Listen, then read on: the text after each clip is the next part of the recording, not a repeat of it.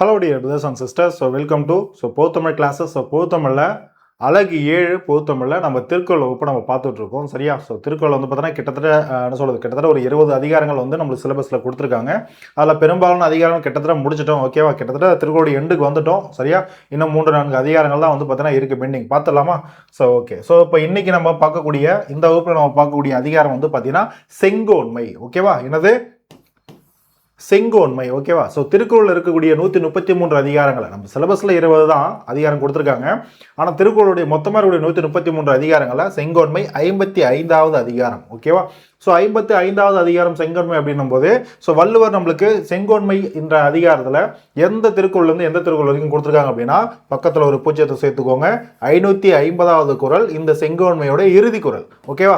அப்போ 541 இருந்து 550 வரைக்கும் இந்த இடைப்பட்ட 10 குறள்கள் செங்கோன்மை அப்படின்ற அதிகாரத்தில் நம்மளுக்கு கொடுத்துருக்காரு. ஓகேவா?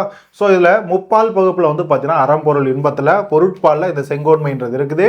அதே போல் இயல்னு பார்க்கும்போது திருக்குறளுடைய 9 இயல்களில் இது அரசியல் சார்ந்து இருக்கும். ஓகேவா? அரசியல் இருக்கக்கூடிய ஒரு அதிகாரம் தான் செங்கோன்மை. ஓகே, செங்கோன்மை அப்படின்னா என்ன அப்படின்னா ஒரு மன்னர்கள் இருக்காங்க, அரசர்கள் இருக்காங்க, இல்லை ஒரு நிலப்பகுதி மக்கள் இருக்காங்க அப்படின்னா அந்த ஒரு நாடு இருக்கு அப்படின்னா அந்த நாடாளக்கூடிய ஒருத்தர். ஓகேவா? அது மன்னர்னு எடுத்துக்கலாம், வேந்தன் எடுத்துக்கலாம், குறுநில மன்னர்னு எடுத்துக்கலாம், யார் வேணா எடுத்துக்கலாம். ஓகேவா? அப்போ இந்த ஒரு பகுதியை மக்களை கட்டி காக்கக்கூடிய ஆளக்கூடிய ஒருத்தர் இருக்கார் அப்படின்னா அவர் நீதியோடையும் நேர்மையோடையும் குற்றம் இல்லாம ஒரு நல்லாட்சியை கொடுக்கறதுக்கு பேர் தான் இந்த செங்கோன்மை என்ற அதிகாரம். ஓகேவா? அதை பத்தி வள்ளுவர் என்ன சொல்றாரு அப்படின்றத அந்த 10 குறட்பாக்கள் மூலம் நம்ம தெரிஞ்சுக்கலாம். அழகா கிளாஸை கவனிச்சுக்கோங்க. சரியா? பார்க்கலாமா? ஓகே, ஃபர்ஸ்ட் பாருங்க, 541வது குறள் என்ன சொல்றாரு பாருங்க. ஓர்ந்து கண்ணோடாது, ஓர்ந்து கண்ணோடா, ஓர்ந்துன்னா ஆராய்ந்துன்னு அர்த்தம். சரியா? ஓர்ந்து கண்ணோடாது இறை புரிந்து ஆட்சி புரிந்து, இறைனா என்னது? அரசர். அரசர் புரிவது என்ன? ஆட்சி. ஓகேவா? ஆட்சி புரிந்து யார் பக்கமும் தேர்ந்து, யார் பக்கமும் தேர்ந்து அப்படின்னா ஒரு சார்பா ஒரு சாரரை மட்டும் தேர்ந்தெடுத்து அப்படின்னு அர்த்தம். ஓகேவா? செய்வதே முறை. இங்க பாருங்க, எதையும் நன்கு ஆராய்ந்து, அதான் ஓர்ந்து கண்ணோட, எதையும் நன்கு ஆராய்ந்து ஒரு பக்கம் சாயாது, கண்ணோடாது ஒரு பக்கம் சாயாது நடுநிலையில், அதாவது நடுநிலையில் நேர்மையாக நீதியோட குற்றம் இல்லாம நின்று நடத்துவதுதான் சிறந்த ஆட்சி. சரியா? அதுதான் என்னது? சிறந்த ஆட்சி. அதான் செங்கோன்மை. ஓகேவா? அப்போ ஒரு மன்னர் இருக்கார் அப்படின்னா தன்னுடைய நாட்டில் ஆட்சி நடத்துறாரு அப்படின்னா ஆராய்ந்து என்ன பண்ணும், எந்த ஒரு பக்கமும் சார்ந்து அதை பார்த்தீங்கன்னா ஒரு பக்கமா இருந்து ஒரு தலைபட்சமா ஒரு நீதின்றதை வழங்கக்கூடாது அப்படின்றதான் இந்த செங்கோன்மை அப்படின்றது. ஓகேவா? அப்போ ஒரு பக்கம் சாயாது, அது ஒரு சார்பு இல்லாம நடுநிலைமையோடு இருந்து என்ன பண்ணும், ஆட்சின்றதை நடத்தணும். ஓகேவா? அதுதான் ஒரு சிறந்த நல்லாட்சி அப்படின்றது இந்த ஒரு குறள் நம்மளுக்கு சொல்லி. சரியா? ஓர்ந்து அப்படின்னா ஆராய்ந்து, இறை அப்படின்னா அரசாட்சியை குறிக்கும், கண்ணோட்டம் அப்படின்னா இரக்கம். சரியா? கண்ணோடாது அப்படின்னா ஒரு பக்கமா சாயறது. கண்ணோட்டம்னா ஒரு சார்பு, அதை பார்த்தீங்கன்னா இறக்கப்படுறது, ஒருத்தவங்க மேல பார்த்து இறக்கப்படுறது, அன்பு காட்டுறது. ஓகேவா? இதே கண்ணோடாது அப்படின்னா அவங்கள பார்த்து இறக்கப்படக்கூடாது, ஒரு பக்கமா சாஞ்சிடக்கூடாது, நடுநிலைமையோடு இருந்து என்ன அப்படின்றத வழக்குகளை விசாரிச்சு சரியான முறையில வழக்கா இருந்தாலும் சரி நாடா இருந்தாலும் சரி நம்ம ஆளணும். ஓகேவா? அதுதான் ஒரு சிறந்த மன்னனுக்கான ஒரு பண்பு, அதான் சிறந்த ஒரு நல்லாட்சி. ஓகேவா? அடுத்து பாருங்க, முறை என்னது? எப்பவுமே முறை அப்படின்றது நீதியை குறிக்கும். முறைனா நீதி நேர்மை அப்படின்றத குறிக்கும். சரியா? அடுத்து பாருங்க, 542வது குறள் பாருங்க. வானோக்கி வாழும் உலகெல்லாம் மன்னவன் கோல் நோக்கி வாழும் குடினா குடிமக்கள், மக்கள், அந்த நாட்டுடைய மக்கள் அர்த்தம். பாருங்க, வான் நோக்கி வாழும் உலகெல்லாம், உலகத்தில் இருக்கக்கூடிய உயிர்கள் எல்லாமே வந்து பார்த்தோன்னா வான் நோக்கி, மழையை நோக்கி, வானையை நோக்கி மழை எப்படா பெய்யும் சொல்லிட்டு வான் நோக்கி வாழும் இல்லையா? அதே போலதான் மன்னவன் கோல் நோக்கி, மன்னவனுடைய நல்ல ஆட்சியை நோக்கி அந்த நாட்டு மக்கள் வாழ்ந்துட்டு இருப்பாங்க. ஓகேவா?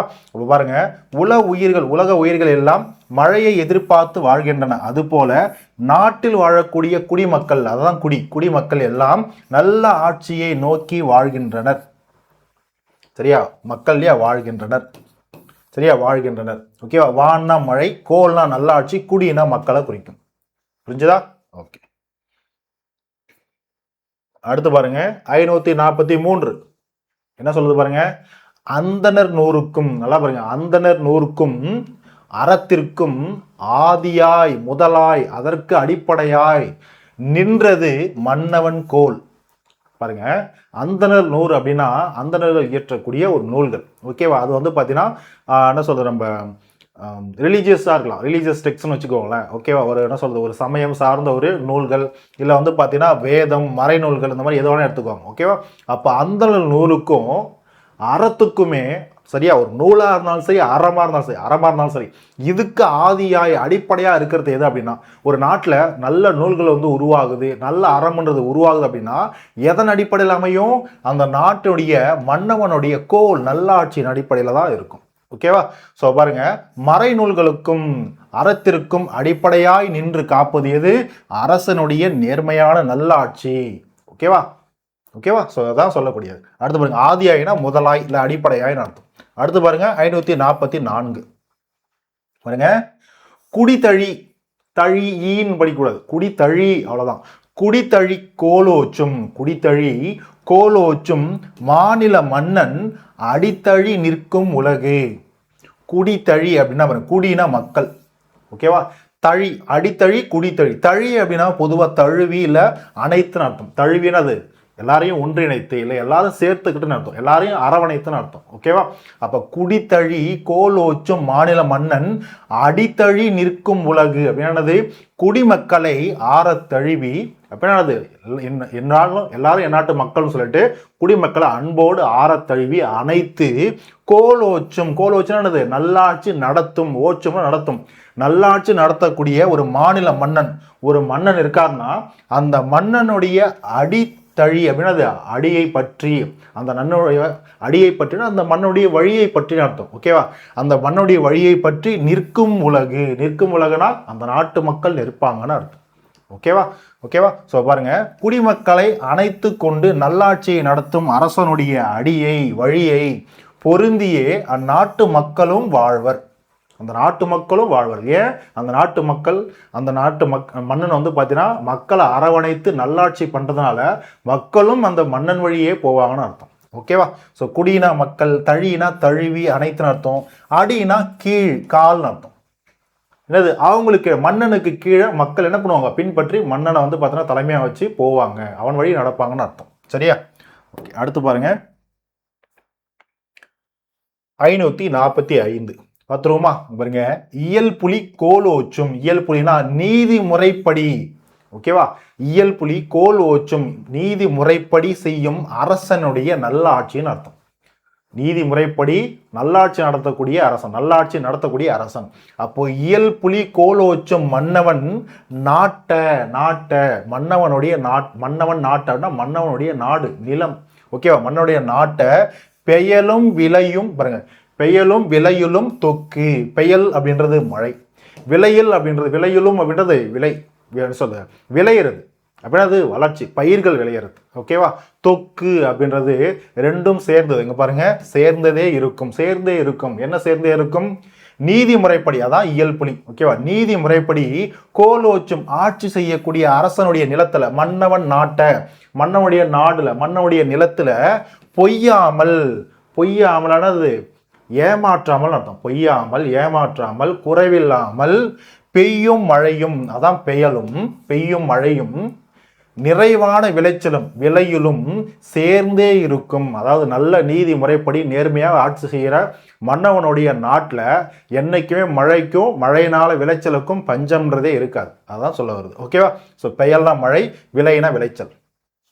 ஓகேவா? அடுத்து பாருங்க 546, 546வது குறள். வேலன்று வென்றி தருவது, வேலன்று வென்றி தருவது, வென்றினா வெற்றி. ஓகேவா? வேலன்று அப்படின்னா மன்னவனுடைய வேல், மன்னவனுடைய ஆயுதம், மன்னவன் வச்சிருக்கக்கூடிய என்ன சொல்றது, நம்ம செங்கோல் கூட எடுத்துக்கலாம். இந்த இடத்துல வேல்ன்றது செங்கோலை கூட வச்சுக்கோங்க. ஓகேவா? வெறும் மன்னவன் கையில வேல்ன்றது செங்கோல் மட்டும் இருந்தா மட்டும் போதாது, இல்ல மன்னவன் கையில ஆயுதம் என்றது இல்ல சிறந்த போர்ப்படை இருந்தா மட்டும் போதாது. அது மட்டுமே மன்னவனுடைய வெற்றியை தீர்மானிக்காது, மன்னனுக்கு வெற்றி தராது. வேற என்ன சொல்றாரு? மன்னவன் பாருங்க, மன்னவன் கோலதும் கோடாது எனின், பாருங்க, நீதி தவறாமல் ஆட்சி செய்யும் அரசருக்கு வெற்றியை தருவது அவன் பயன்படுத்தக்கூடிய ஆயுதம் கிடையாது, அவன் வச்சிருக்கக்கூடிய வேல் கிடையாது, அவன் வச்சிருக்கக்கூடிய செங்கோல் மட்டுமே கிடையாது. ஓகேவா? என்னது? அவனுடைய நல்ல ஆட்சி. ஓகேவா? ஒரு பதவியில போய் உட்காந்துட மட்டும் போதாதுப்பா, அந்த பதவிக்கான செயலை திறம்பட செய்யணும் இல்லையா? நல்ல ஆட்சி நடத்தணும் இல்லையா? அப்பதானே அந்த மன்னனுடைய சிறப்புன்றது இருக்கும், அப்பதானே அந்த மன்னவன் ஜெயிச்ச மாதிரி. ஓகேவா? அதுதானே சிறந்த வெற்றி. புரியுது இல்லையா? ஓகே, அடுத்து பாருங்க.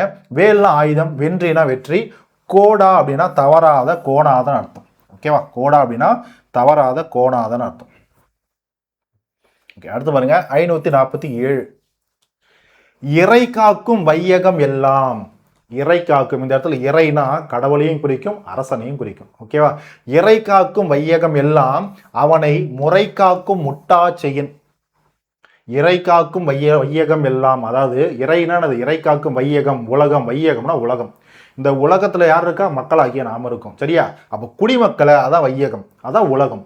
குடிமக்களை எல்லாத்தையும் காக்கக்கூடிய ஒரு அரசன் இருக்கான் அப்படின்னா, அதான் இறை காக்கும் வையகம் எல்லாம். சரியா? அப்படிப்பட்ட அரசனை முறை காக்கும் முட்டா செய்யன். அப்படிப்பட்ட அரசன் நல்லாட்சியை கொடுக்குறான் அப்படின்னா அந்த நல்லாட்சி அவனையே காக்கும்னு அர்த்தம். அந்த நல்லாட்சியே அவனை காக்கும். மக்கள் விரும்புவாங்க இல்லையா? இந்த நாட்டு மன்னன், நம்ம நாட்டுடைய மன்னன், நம்ம நாட்டுடைய அரசன் நல்ல ஒரு ஆட்சியை செஞ்சுட்டு இருக்காரு, அப்போ இவர் தான் கடைசி வரைக்கும் வரணும், இவர் தான் வந்து பார்த்தோன்னா கண்டினியூ பண்ணணும்னு சொல்லிட்டு என்ன பண்ணுவாங்க? மக்களும் அவர் பின்னாடி நிற்பாங்க. ஓகேவா? அந்த மன்னனை மக்களை காப்பாற்றுவாங்க. ஓகேவா? மன்னன் காப்பாற்றக்கூடிய மக்கள் என்ன பண்ணுவாங்க? மன்னனையும் காப்பாற்றுவாங்க. அவனுடைய நல்ல ஆட்சியை அவனையும் காப்பாற்றும். அப்போ உலகத்து உயிர்களை எல்லாம் அரசர் காப்பாற்றுவார். அவரது குற்றமற்ற ஆட்சி காப்பாற்றும். சரியா? குறையில்லாத நீதியோடு நேர்மையோடு நடத்தக்கூடிய ஆட்சி அவரை காப்பாற்றும். ஸோ வையகம்னா உலகம். சரியா? அடுத்து பாருங்க. 548 என்பதத்தான் ஓரா முறை செய்யா. என்பதத்தால் ஓரா முறை செய்யா, நீதி செய்யான்னு அர்த்தம். அப்படின்னா அது நேர்மையா ஆட்சி நடத்தலாம் அர்த்தம், குற்றமுடைய ஆட்சின்றது அர்த்தம். ஓகே பாருங்க. என்பதத்தான் ஓரா முறை செய்யா மன்னவன் தன்பதத்தான் தானே கெடும். அதாவது நீதி தவறி, நீதி இல்லாம குற்றமுடைய நேர்மையற்ற ஒரு ஆட்சி செய்யக்கூடிய மன்னவனுக்கு என்னது பாருங்க, தன்பதத்தான் அப்படின்னா தாழ்வு நிலைன்னு அர்த்தம், தாழ்ச்சி நிலைன்னு அர்த்தம். தாழ்வு நிலை உண்டாக்கும், அதுவே அவனை கெடுக்கும்னு அர்த்தம். இங்க பாருங்க, ஆராய்ந்து, அதுதான் அது என்பதத்தான் ஓரா முறை செய்ய. ஆராய்ந்து நீதிமுறை வழங்காது, அதான் முறை செய்ய. நீதிமுறை வழங்காது அரசு, அதாவது மன்னவன், அரசு செய்யக்கூடிய அரசன் தாழ்ந்த நிலையை அடைவான். ஓகேவா? தாழ்ந்த நிலையை அடைவான். அது மட்டும் இல்லாமல் தானே கெடுவான். அந்த அரசாட்சியும் தானே கெடும், மன்னவனும் கெடுவான். ஓகேவா? ஸோ அதான் 548. சரியா? ஸோ பாருங்க, தன்பதத்தான் அப்படின்னா தாழ்ந்த நிலை. கடைசி 2 குறள் பாருங்க, 549. குடிப்புறம் காத்து ஓம்பி. நல்லா பாருங்க, குடிப்புறம் காத்து ஓம்பி. குடினா யாரு? தன் நாட்டுடைய மக்கள், குடிமக்கள். ஓகேவா? அந்த குடிமக்களை புறம் காத்து அப்படின்னா வெளிநாட்டிலிருந்து வரக்கூடிய என்னது சொல்றது, படையெடுப்புகள், மற்ற நாட்டுடைய படையெடுப்புகள், இல்லை மற்ற நாட்டுடைய மக்களை தாக்குவாங்களோ, இல்லை மக்களை வந்து பார்த்தீங்கன்னா வருத்துவாங்களோ, வருத்துதல் அப்படின்னது மக்களை கஷ்டப்படுத்துறது, துன்பத்துக்கு ஆளாக்குறது. ஓகே அப்படின்னது படையெடுத்தோ இல்லை வேற ஏதாவது மூலயமாகவோ. அப்போ தன்னுடைய நாட்டு குடிமக்களை புறம் காத்து, வெளியிலிருந்து யாராலையும் வருத்தாமல் காத்து ஓம்பினது, ஓம்பினாலும் காத்து தான் அர்த்தம். என்னது? பாதுகாத்துன்னு அர்த்தம். ஓகேவா? அப்ப தன் நாட்டு குடிமக்களை புறத்தில் இருந்தும் காத்து அது மட்டும் இல்லாம தானும் வந்து பார்த்தோன்னா பாதுகாத்து குற்றம் கடிதல். அது மட்டும் கிடையாது, தன் நாட்டு மக்களே ஏதாவது தவறுகள் செஞ்சிருந்தாலும், குற்றம் செஞ்சிருந்தாலும் அந்த குற்றத்தை கடிதல் என்னது? கடிந்து கொள்ளுதல் அப்படின்னது அவங்க செய்யற குற்றத்துக்கு தகுந்த மாதிரி அவங்கள என்னது ஒரு என்ன சொல்றது, அதுக்கான தண்டனைகளை கொடுக்குறது, சண்டை போடுறது. ஓகேவா? தவறுகளுக்கு அந்த தண்டனைக்கான நீதியை வழங்குறது. அப்போ குற்றம் கடிதல் வடு அன்று. என்ன சொல்றாரு வள்ளுவர்? வடு அன்று. வடுனா குற்றம். மன்னவன் வந்து பார்த்தீங்கன்னா அந்த நாட்டுடைய மக்கள் செய்யக்கூடிய குற்றத்தை தட்டி கேட்டு அதுக்கு தகுந்த மாதிரி தண்டனை வழங்குறது, அது குற்றம் கிடையாது. அவர் ஒரு குற்றத்தை தண்டனை கொடுக்குறாரு அப்படின்னா, மக்கள் செஞ்ச குற்றத்துக்கு அவர் தண்டிச்சு திரும்ப அவர் வந்து ஒரு தண்டனை கொடுக்குறாருன்னா அது குற்றம் கிடையாது. அது வேந்தன் தொழில்னு சொல்றாரு, அது ஒரு மன்னனுடைய தொழில் அப்படின்றார். ஓகேவா? அப்போ தன் குடிகளை பிறர் வருத்தாமலும் காத்து குடிமக்கள் செய்யக்கூடிய குற்றங்களையும், தன் குடிமக்களா இருந்தாலும் குடிமக்கள் செய்யக்கூடிய குற்றங்களையும் கண்டித்து ஆட்சி செய்யறான் இல்லையா மன்னவன், அவனுடைய ஆட்சி குற்றமுடைய ஆட்சி கிடையாது.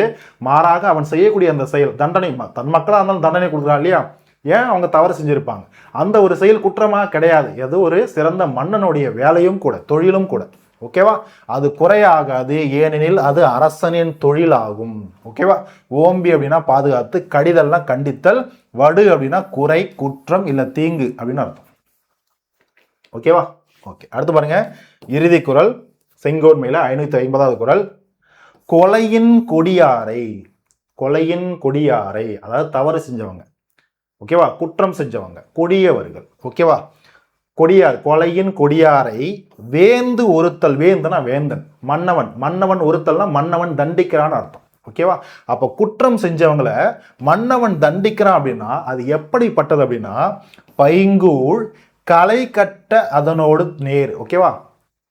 பைங்கூழ் களை கட்டதனோடு நேர் அப்படின்னது. பைங்கூழ்னா இளம் பயிர், ஓகேவா? ஒரு பயிர், நம்ம விளைவிக்கக்கூடிய ஒரு பயிர், ஓகேவா? அதுல களை கட்ட, அதிலிருந்து பயிர்களுக்கு எந்த ஒரு பாதிப்பும் வராம எப்படி நம்ம களை எடுக்கிறோம் அதுக்கு நிகரானதுன்னு சொல்றாரு.